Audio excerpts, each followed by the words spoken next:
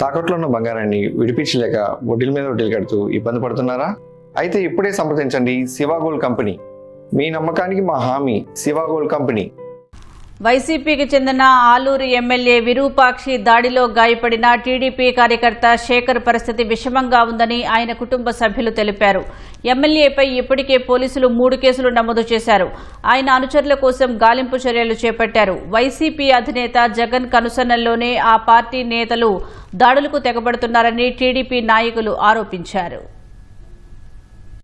Aluru MLA Virupakshi మంది మార్బలంతో చిప్పగిరి మండలం సంగాల, నేమకల్లు గ్రామాల్లో వీరంగం సృష్టించడం వెనుక కుట్ర దాగి ఉందని తెలుస్తోంది. చిప్పగిరి మండలంలో వైసీపీ నాయకులు ఇసుక దందా సాగిస్తున్నారు. ఈ విషయాన్ని కొందరు టీడీపీ కార్యకర్తలు అధికారులకు చేరవేయడంతో ఇటీవలే 2 లక్షల రూపాయలు జరిమానా విధించారు. ఇది జీర్ణించుకోలేని వైసీపీ కార్యకర్తలు ఎమ్మెల్యేకు ఫిర్యాదు చేసినట్లు తెలిసింది. ఇదే సందర్భంలో సంగాల గ్రామంలో వైసీపీ కార్యకర్త గిరి, టీడీపీ కార్యకర్త గురుమూర్తి మధ్య ఫోన్ సంభాషణతో వివాదం రేగింది. దీన్ని అదనుగా చేసుకున్న ఎమ్మెల్యే విరూపాక్షి అనుచరులతో శనివారం రాత్రి వాహనాల్లో వెళ్లి వీరంగం సృష్టించారు. టీడీపీ కార్యకర్తల ఇళ్లపై దాడులకు తెగబడ్డారు. నాగరాజు భార్య సుచిత్ర ఇంటిపై దాడి చేసి ఆమె బట్టలు చించివేశారు. టీడీపీలో చురుగ్గా పాల్గొంటున్న వారిని లక్ష్యంగా చేసుకుని దాడులు చేసినట్లు తెలుస్తోంది. సంగాల గ్రామానికి చెందిన శేఖర్ యాదవ్ పై వైసీపీ మూకలు రాళ్లదాడి చేయగా తలకు బలమైన గాయమైంది. అతని పరిస్థితి విషమంగా మారటంతో బళ్లారి ఆసుపత్రికి తరలించారు. వైసీపీ ఎమ్మెల్యే అనుచరులు చేసిన దాడిలో అవమానానికి గురైన దళిత మహిళను రాయదుర్గం టీడీపీ ఎమ్మెల్యే కాలవ శ్రీనివాసులు, ఎమ్మెల్సీ బీటీ నాయుడు పరామర్శించారు.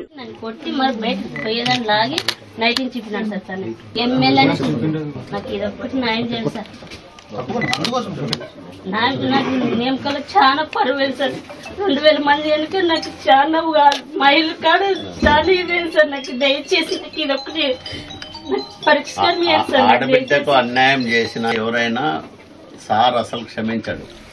నువ్వు చూసినావు కదా, ఆడపిల్లల విషయంలో చంద్రబాబు సార్ చాలా స్ట్రిక్ట్ గా ఉంటాడు. వైసీపీ నేతల చేతిలో తీవ్ర అవమానం జరిగిన దళిత మహిళకు జగన్ ఏం సమాధానం చెబుతారని ఎమ్మెల్యే కాలవ శ్రీనివాసులు ప్రశ్నించారు. నేర స్వభావం ఉన్న వ్యక్తుల్ని ప్రోత్సహించడం ద్వారా, వాళ్లకు అండదండలు అందించడం ద్వారా ఈ రాష్ట్రంలో శాంతి భద్రతలకు విఘాతం కలిగించాలనే ఒక దుర్మార్గమైన రాజకీయ కుట్రకు జగన్మోహన్ రెడ్డి తెరలేపాడు.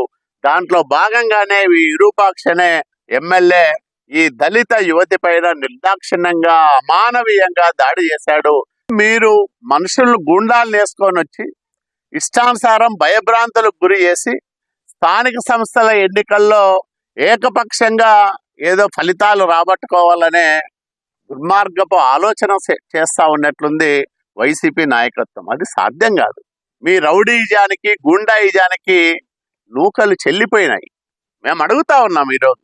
ఈ చెల్లి సుచిత్ర అడిగే ప్రశ్నకు, నా ఊర్లో నన్ను వివస్త్రం చేశారు, నన్ను కాలుతో తన్నారు, నేను నా ఊర్లో ఎట్లా తలెత్తుకొని తిరుగుతానని ప్రశ్నిస్తున్న ఆ సుచిత్ర చెల్లి ప్రశ్నకు జగన్మోహన్ రెడ్డి సమాధానం చెప్పాలని మేము డిమాండ్ చేస్తా ఉన్నాం. అధికార మదం అనుభవించి ఈరోజు సైకో డిజార్డర్ గా వ్యాధితో బాధపడుతున్నటువంటి జగన్మోహన్ రెడ్డి ఆదేశిస్తే ఆలూరు ఎమ్మెల్యే దుశ్వాసనుడిగా ప్రవర్తించి దళిత మహిళ అయినటువంటి సుచిత్రను ఇంటికొచ్చి వివస్త్రం చేసి మహాభారతంలో ఏ విధంగా అపవిత్రం చేశాడో ఈ రోజు అదే పరిస్థితి మనకు కనపడుతుంది. ఇక్కడ ఈ సంఘటనలో బాధితులందరూ కూడా బడుగు బలిగిన వర్గాలు. జగన్మోహన్ రెడ్డి చెప్పేది ఏంటంటే దళితులకు నేను మేనమామ అని చెప్తాడు. మేనమామ కాదు నువ్వు, అంశుడు నువ్వు. దళితుల పట్ల నీ డైరెక్షన్ లోనే జరుగుతున్నాయి ఇవన్నీ.